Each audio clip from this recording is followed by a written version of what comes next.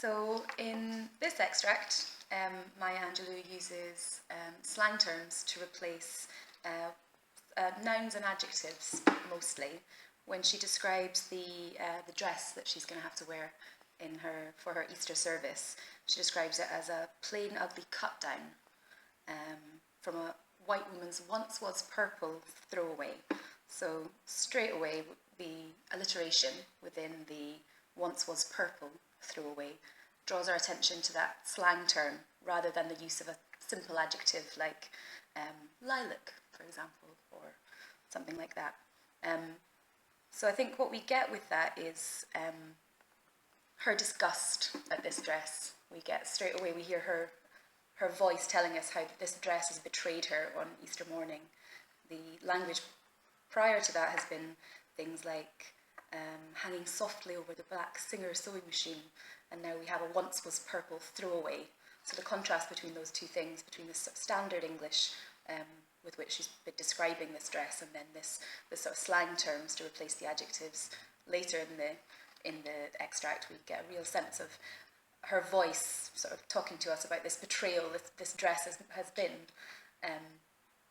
and feel a little bit more sympathy for her, I think, hearing her voice.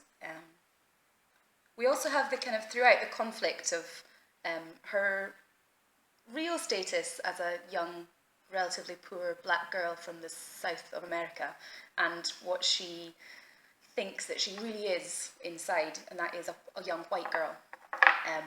So the other piece of slang that she does mention is when the people around her have said, "My daddy must have been a Chinaman," when they describe her eyes were so small and squinty.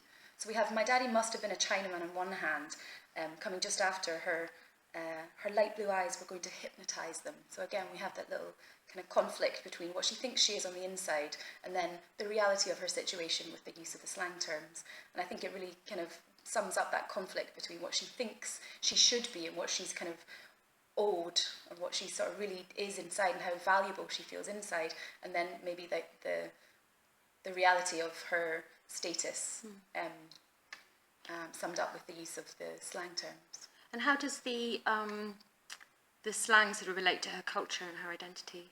I think we get sort of a little bit of tension between what I think young Marguerite thinks about her culture, and we get them for the direct quote of "Daddy must have been." We get this kind of what she sees as a harshness of her culture, and she's really rejecting that. And she's sort of, the idea that within herself she is this young white girl.